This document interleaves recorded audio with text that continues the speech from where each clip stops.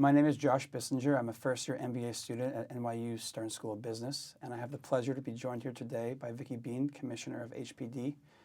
So it's been quite the journey since you started in your post, and I'm just curious to hear how you landed there from academia, moving over to the public sector and working front and center with the mayor. Mm-hmm. Well, it's a pleasure to be here, Josh. So thank you for having me.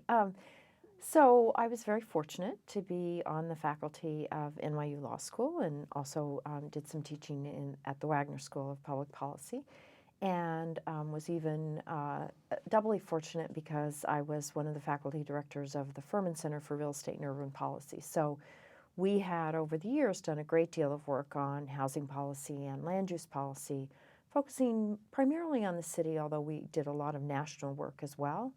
So I had been very involved in city housing policy.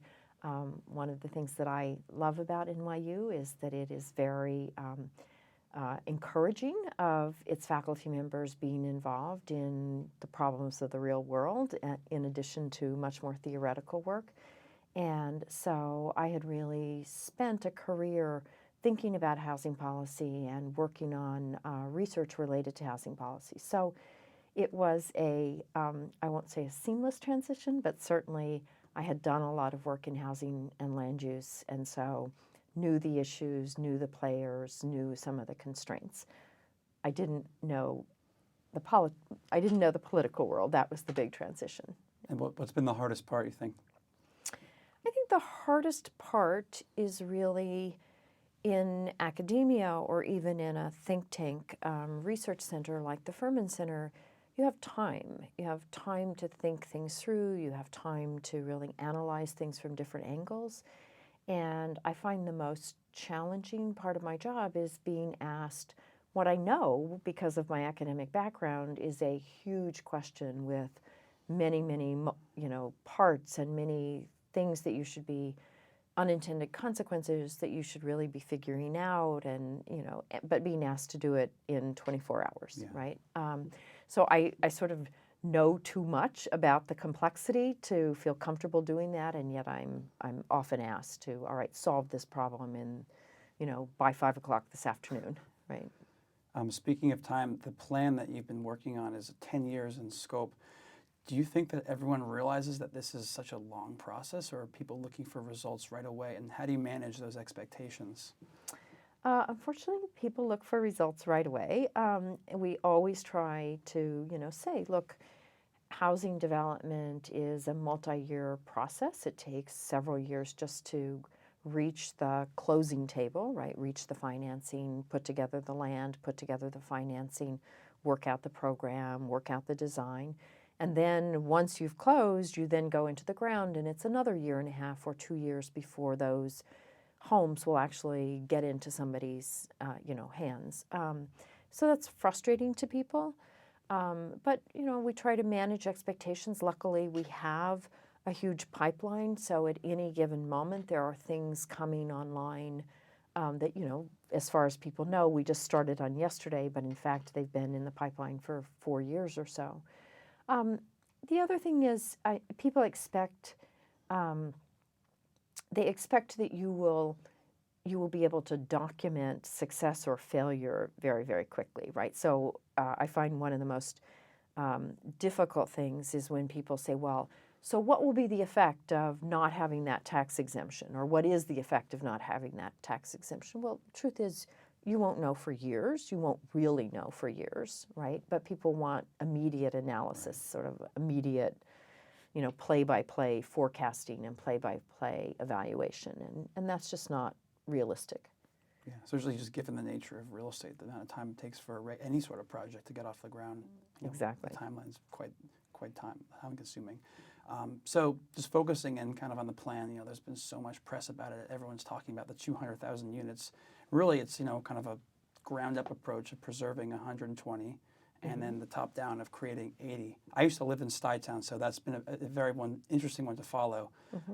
Aside from Stuytown, what are some of the bigger, or where are you guys focusing your efforts on the preservation front? So, Stuytown was an unusual project, to be sure. I mean, first of all, it's just an unusual property and a wonderful and very interesting history, right? But that's certainly not the bread and butter or anything close to the bread and butter of what we do. I mean, actually, much of the preservation is really very retail, you know, a 20-unit building, a 50-unit building. And unfortunately, a 20-unit building can sometimes take as much time or more time than a 100-unit building. But they're very important to the tenants who live there. They're very important for the fabric of the community. So we do a lot of very small and then all the way up to, you know, a sty town. I think the other thing is that the size of the building will help determine what kinds of tools you need to use, and they're very, very different. And so one of the real challenges that we've been working on over the last 2 years is how to bring more of the smaller buildings into our programs, right? A huge percentage, a very high percentage of New York City's housing stock is actually in smaller buildings, right? And especially our low-income renters are often in 1 to 4 family buildings.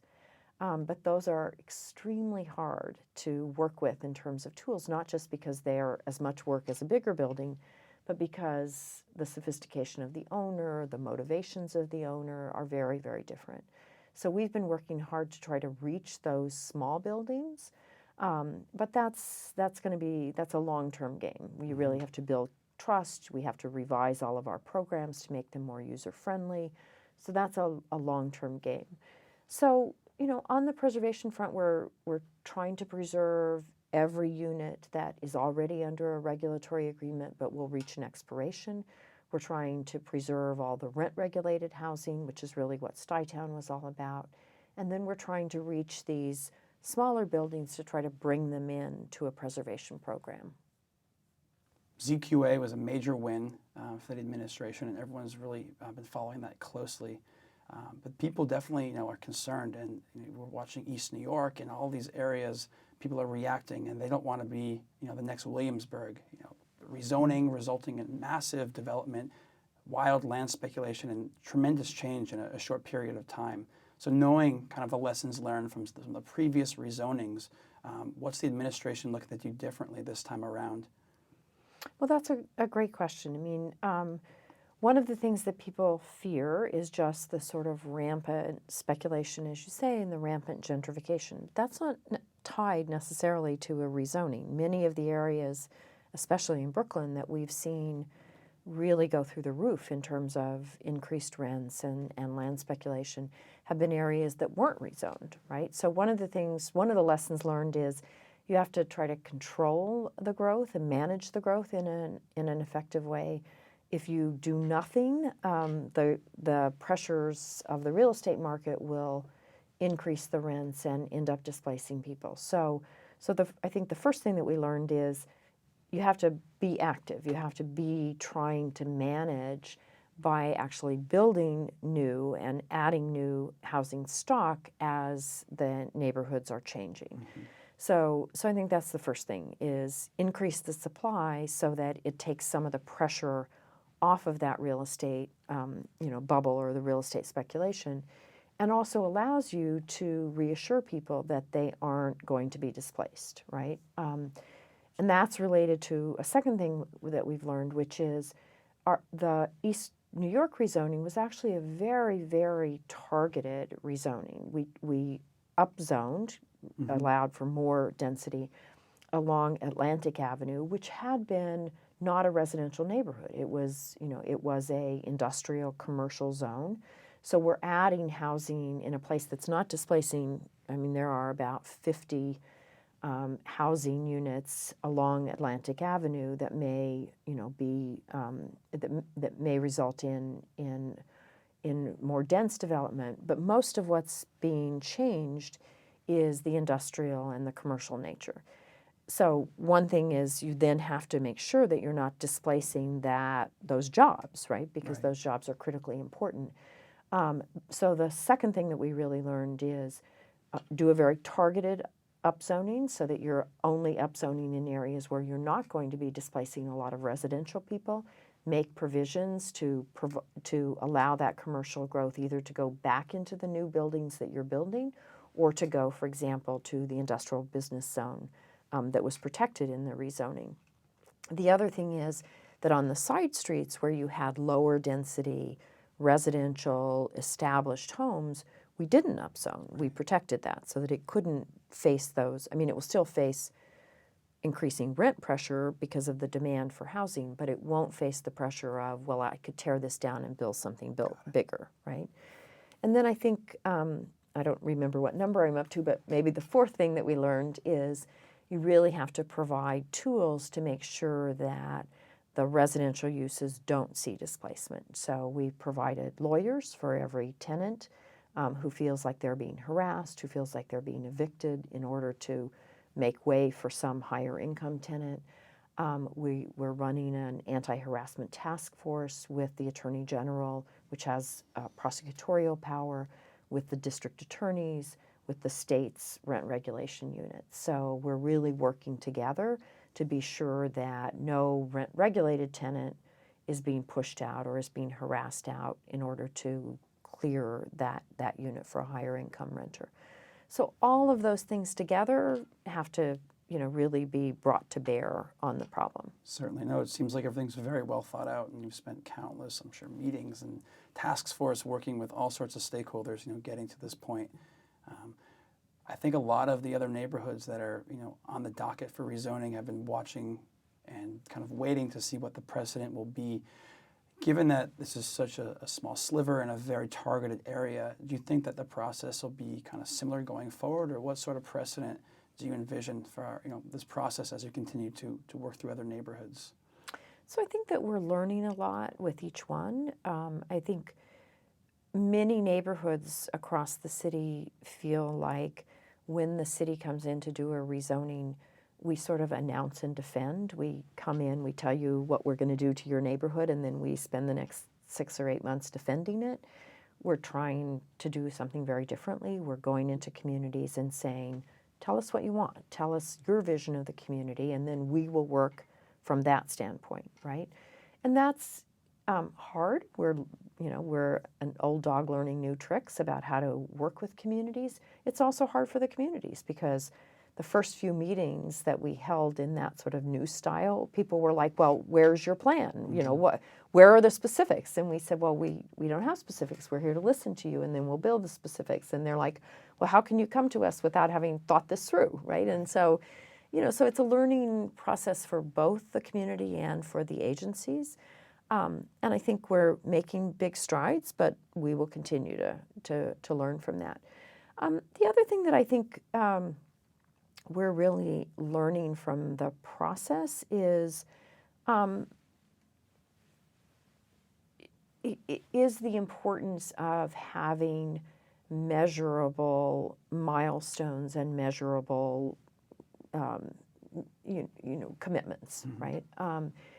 Because real estate development does take 4 years, people are often say, well, you rezoned. Where are the buildings, right? Where are the goodies that were supposed to come with the rezoning?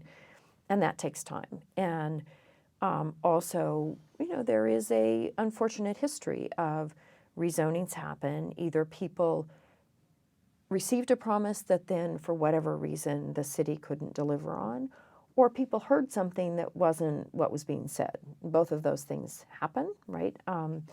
And so we're trying much harder to better document exactly what promises were made, to have a tracker of those commitments so that once a year or twice a year, we will say, here's where we are on that commitment. Here's the milestone. Did we reach it? Did we not reach it? Why not?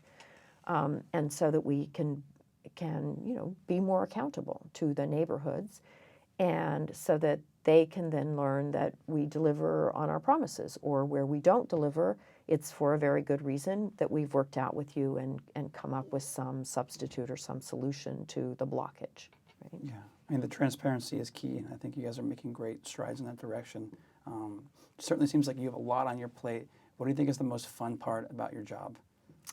The most fun part is really the people I get to work with. I mean, just even walking down the halls of HPD is I mean, it's an amazing experience. We have about 2,300 employees because, of course, development and the financing of development is only one part of what we do. We also enforce the housing quality, the housing maintenance code, and we also asset manage everything that's come before us. So we're a huge agency. And what's amazing to me is that when I wander the halls and stop and talk to people, or when I, go for a meeting in a particular department, the diversity of my agency, I mean, I literally have people who have immigrated from every country in the world. Wow. And you see people, well, I'll just tell you one little vignette. We've really been making an effort to bring the agency into the 21st century in terms of technology. It's not an area that cities traditionally invest in at the agency level. They invest in at the more visible mayoral level, but the agency levels are often not adequately staffed or resourced to do that kind of investment. But it's critical. I mean, here I am. I'm managing hundreds of thousands of units of housing. You need a good Absolutely. system, right? So we've been putting a lot of effort into that. And when we introduce a new program, a new computer program, a new IT product, we have what's called a bell ringing ceremony. So the people who were involved get together for coffee. The function of the program or the product is described. The people who are responsible are credited. And there is a blessing given to the product. So, it's like to protect you against wind and water and ill, and it's very cute. And everybody who's ever worked on a product and gotten a bell rings the bell for the new people. So it's very, it's really a very touching ceremony. But as I look around the room and see the people who are getting thanked, I see a gentleman who has been at HPD for 40 years. Wow. 40 years. That was like before IBM Selectrix, right? It's before IBM Selectrix. He started working at HPD. He's a person of color, probably, I don't know exactly how old he is, but I would imagine probably 60, right? And there he is, like, programming computers, Wow. right? It's amazing. And so you really realize the role that city government plays in democratizing the workforce, in diversifying the workforce. And you also just see the pride that people have in what they're doing for the community, and the pride that they take in helping somebody who calls. Or, I had a receptionist in my legal department tell me that every 6 months this woman would call. She would complain about something or another, and they would try to work it out. But literally every 6 months she would call. It came time for her call, and she didn't call. And they were so worried about her that they contacted the building superintendent and asked if she was okay. And in fact, she was in the hospital and she was sick. When she came back out, she called to complain. But that's the kind of helpfulness and feeling of the people who work there, that I'm helping a New Yorker have a stable home, have a stable life, and have a better opportunity. And that's what keeps me going every day. Yeah, it sounds incredibly rewarding. It is. Well, thank you so much for joining me. I really appreciate the time and all the insight you shared today on the panel. Well, thank you.